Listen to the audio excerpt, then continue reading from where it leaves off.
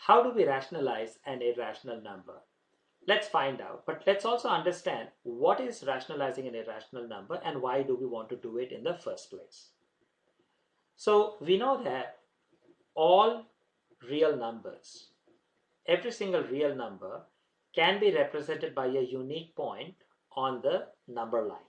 We have studied this earlier. Now let's say we have a number line here and we want to find out where is this irrational number on the number line. We know that real number is equal to all rational number plus all irrational number, right? And we know that every single rational number, there are infinite of them, and every single irrational number, there are infinite of them as well. They can be and must be represented by a unique point, one and only unique point on the number line. So now we have also studied how do we represent these irrational numbers on the number line. Actually, we have seen two different ways of representing these irrational numbers on the number line. But now, what about numbers such as these? We have studied earlier that each one of them, they are also irrational numbers. The way these are irrational numbers, these are also irrational numbers. So the question is, how are we going to represent each one of them on the number line? Because we know there is one unique point that shows each of these ones. But how do we actually do this? So let's say we take an example of this guy, 1 by square root 3. So, well, you can say that 1 by square root 3 is simply 1 divided by, if we do the decimal expansion of square root 3, it looks something like this. Now the question is, how are we going to do this division? Now, of course, you can take a calculator and try to find out what the number is, right? And then find that number on the number line. But there is another way to actually figure this out. And the way we do that is like this. So we actually have, let's do it over here. So we have 1 by square root 3. So what we want to do is we want to make the denominator a rational number. So how can we do it? Well, if we multiply this by square root 3, then we will have here square root 3 times square root 3, which we know is simply 3. So here, our original denominator, which is square root 3, it has become a rational number. Now, we know we cannot simply change our original number. So if we were to multiply, then we have to multiply both the numerator and denominator by the same number, because then the fraction doesn't change, right? So let's do that. And then in the numerator here, we will have 1 times square root 3, or the numerator will be simply square root 3, but denominator will be 3. So how is this better than 1 by square root 3? So please make sure that you understand all we have done. We have rewritten 1 by square root 3 in a different form. It's like an equivalent form, right? But this number is much easier to find out on the number line, because we already know how to show square root 3 on the number line. So if we find out where square root 3 is, and if we divide it into 3 equal parts, then we can simply find out 1 divided by square root 3. And that is much more easier and intuitive than to try and do something like this. So when we say rationalizing an irrational number, all we mean is that we want to simply convert the denominator from an irrational number to a rational number. So in the example that we saw, our denominator was square root 3, and we converted that to 3, which is a rational number, right? Now let's take a look at some examples and figure out how we actually solve these questions. So if we are given 1 over square root 2, how are we going to convert it? Well, we know that square root 2, if we multiply by square root 2, then we will get 2. The square root goes away.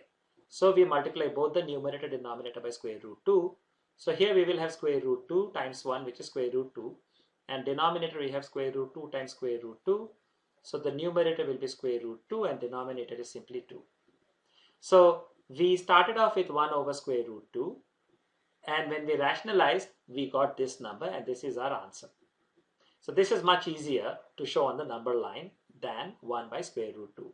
So this is what we mean by rationalizing the irrational number 1 divided by square root 3. Let's take a look at one more example. Say we have 5 square root 3 divided by square root 7. So now what are we going to multiply? What will be the numerator denominator that we multiply? Is it going to be square root 3 and square root 3 or square root 7 and square root 7? You guessed it right. It has to be square root 7 and square root 7. Why? Because our goal is to convert the denominator into a rational number. If we multiply square root 7 and square root 7 like this, then we will get square root 7 times square root 7, which will be eventually 7. So we have converted from an irrational number to a rational number. So let's do this multiplication. So when we multiply like this, in the numerator we will get 5 times square root 3 times square root 7, or 5 square root 21 divided by 7. So this is the rationalizing rationalizing the irrational number. This. Let's take a look at one final example. Say we have now maybe something like let's say minus 2 over 5 square root maybe 8. So how do we solve this? So are we going to multiply by 5 square root 8 by 5 square root 8? Is that what we are going to do? Answer is no, because we are not worried about the number 5. It is a square root 8 that we have to remove.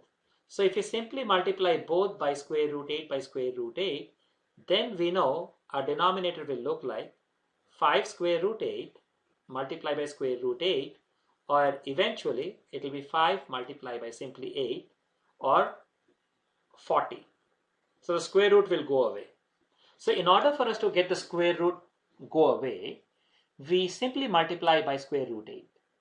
We don't have to multiply by 5 square root 8. Now we can do that, but we just don't have to do it. We want to just get rid of the square root 8. So if we simply multiply both numerator denominator by square root 8, that serves our purpose. So then what we will have here in the numerator, it will be 2 times square root 8, right? Or I should say minus 2, or minus 2 square root 8 by this. And we can say 2 ones are 2, and this will be 4. Or our final answer is minus square root 8 divided by 5 fours are 20. So let's just make sure we did it correctly. So we multiplied by square root 8 over square root 8. So minus 2 times square root 8. And here we have 5 square root 8 times square root 8. And this will be minus 2 times square root 8 divided by 5 times 8. And 2 ones are 2, 2 fours are 8. So this will be minus 1 times square root 8 is minus square root 8 divided by 5 times 2 is 20. Correct. So this is how we solve these questions, where we have to rationalize an irrational number. But our irrational numbers basically had they basically looked like this, right? So now what about, let's take a look at maybe a different type of irrational number. What do we mean by that? What if we have 2 divided by 1 plus square root 5? Now we have studied that a rational number plus an irrational number is an irrational number. So this is an irrational number. And we have also studied that if we divide a rational number by an irrational number, we get an irrational number. So this whole number is an irrational number. So how do we rationalize something like this? So the way we are going to do this is as following. We are going to multiply both numerator denominator by, we write the first number as it is, and then we change the sign. If we have plus here, we'll put minus, and then we will write the second number as it is. So we basically do the same. In other words, the number that we are going to multiply both numerator denominator is 1 minus square root 5. So again, our focus is always on the denominator.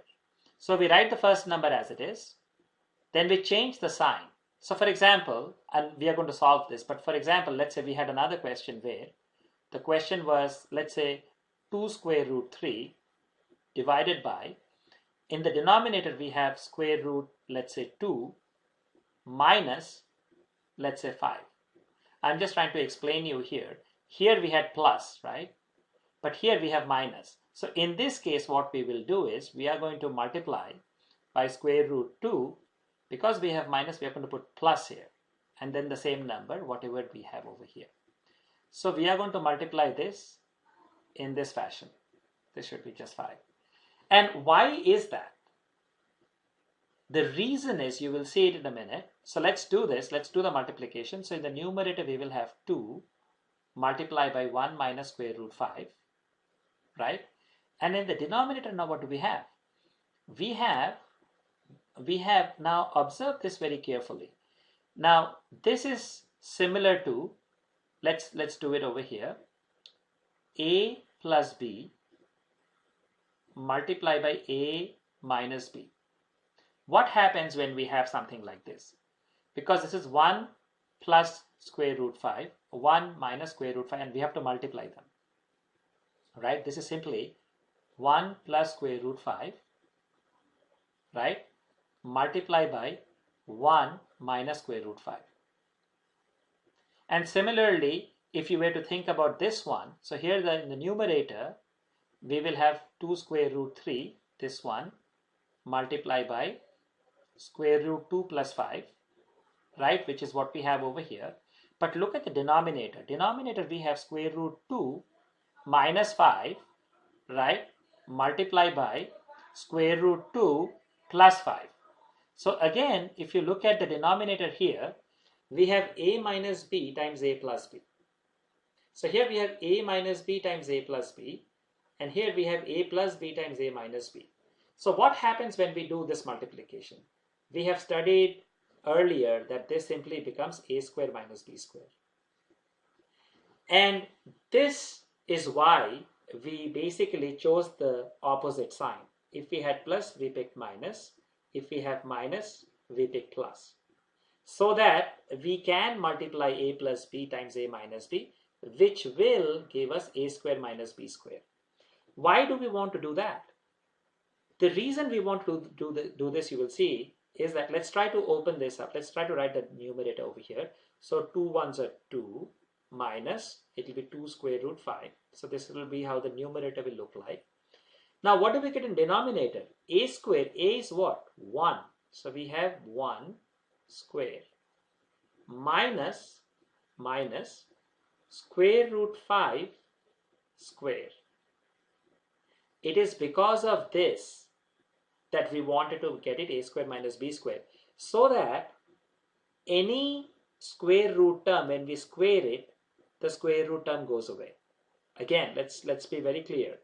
The reason we want to convert the denominator to a form a square minus b square is that in the denominator, if we have any square root, when we do a square, the square root times that square root, the square root goes away, right? So let's just quickly finish this up at the top here. So we have 2 minus 2 square root 5 divided by, this will be 1 minus square root 5 times square root 5 is simply 5. Or I think let's try to draw like a simple line over here so that we can keep them separate. Or this will be 2 minus 2 square root 5 in the numerator. Denominator is minus 4. Or we can say, we can write this, we can take 2 common, and because minus, so we can reverse this. So we can write this as 2 times square root 5 minus 1 divided by 4. Or we can cancel this, denominator is 2, or simply square root 5 minus 1 over 2. Square root 5 minus 1 over 2. So when we wanted to rationalize this, we got square root 5 minus 1 by 2. Right? So this is how we solve these questions. So what about this one? Let's do this. We didn't finish it. So here we have, so if you multiply this number by this number, let's do it over here. So we get 2 square root 3 times square root 2 is square root 6. So we'll get 2 square root 6 plus over here square root 3 times, oh, now this is 5. So we'll have 2 times 5, which is 10 square root 3. So this is what we will have in the numerator. Now what happens in the denominator?